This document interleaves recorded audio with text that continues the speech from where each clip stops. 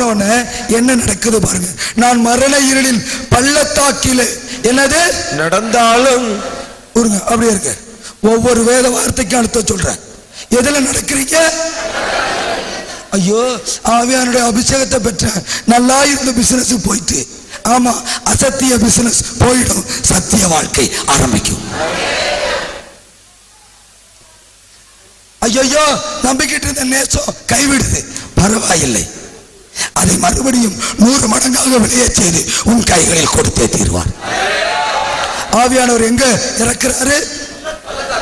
அதனாலதான் வேதம் சொல்லுகிறது, ஆவியானவர் மிருக ஜீவன்களைப் போல நம்மை பள்ளத்தாக்கிலே நடக்க பண்ணினார். அல்லேலூயா. சொல்லிவிட்டு சொல்லுது அதே வேத வசனம், அவர்களை யுத்தத்தில் யுத்த குதிரையாக நிறுத்துவார். அந்த வசனத்தை எடுக்க முடியுமா? எதுல? எனக்கு சரியாக நினைவு இல்லை. எடுத்து பாருங்க அந்த வசனத்தை. ஆவியானவர் பள்ளத்தாக்கிலே மிருக ஜீவன்களை போல் என்னை நடத்தி யுத்தத்திலே யுத்த குதிரையாக நிறுத்துவார். போதும், எடுக்க வேணாம், பார்த்துக் கொள்ளுங்கள். எனக்கு வசனம் சரியாக நினைவில்லை, ஏனென்றால் நான் குறிப்பெடுக்கிறவன் இல்லை. அல்லேலூயா. குறிப்பெடுத்துறதுன்னா அதை பேசுவேன். ஆமென். எதுல இருக்க பண்றாரா? ஆவியானவரோடு. இந்த வசனம் ஆவியானவரோடு என்பதற்கு யுத்தத்து என்பதற்கு கரெக்டா இருக்க வசனம். ஏன்னா ஆட்டுக்குட்டி அழைச்சிட்டு போய் யுத்த குதிரையாக நிறுத்ததற்கு, யுத்தம் குதிரைகள் யுத்தத்திற்கு மரண இருளிலே மூடு பணியிலே ஆயத்தமாக்கப்படும். ஜெயமோ கர்த்தரால் வரும். அதற்குத்தான் மூடு பணி.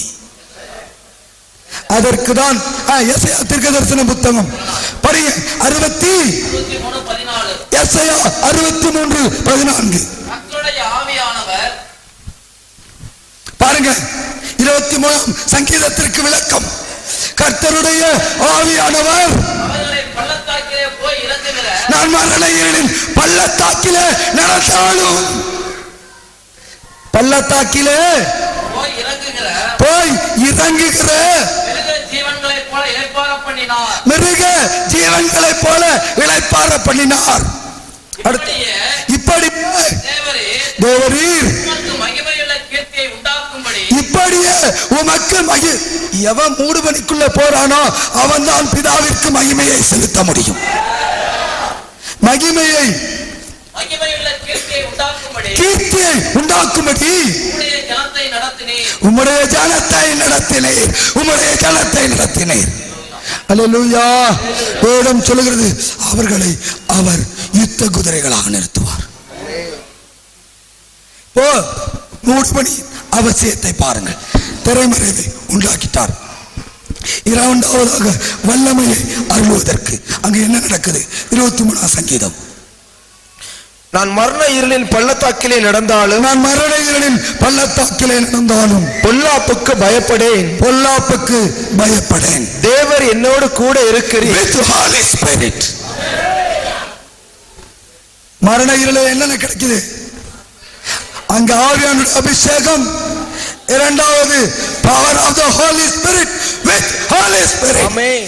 இப்படி வெளியே வருகிறவன் கர்ஜிக்கிற சிங்கம் போல, இயேசு போல சுற்றி திரிந்து சாத்தானின் வல்லமையில் அகப்பட்ட யாவரையும் குணமாக்குவான். ஆமென். அதுதான் ரட்சிப்பு.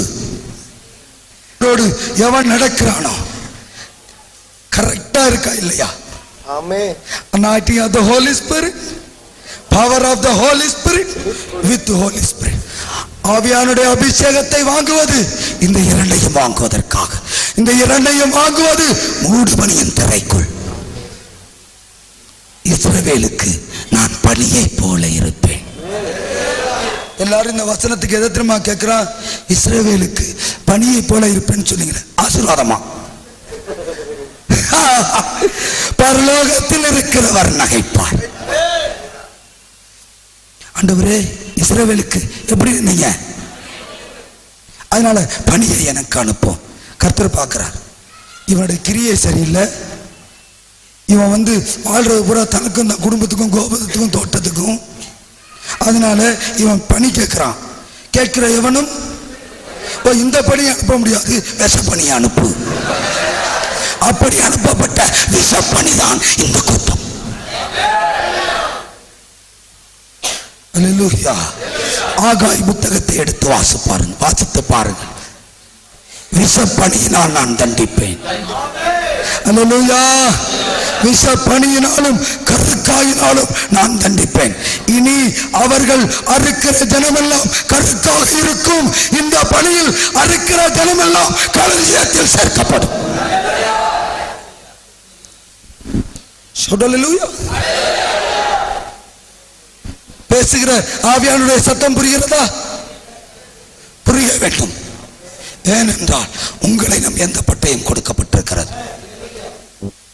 ஆமென், ஆமென், ஆமென். வாசலில் நீங்கள் அமர்ந்திருக்கிற நீங்களை குறித்து கர்த்தருடைய ஆவியின் ஏவுதலால் சொல்லுகிறேன். வாசலில் நீங்கள் உட்கார்ந்து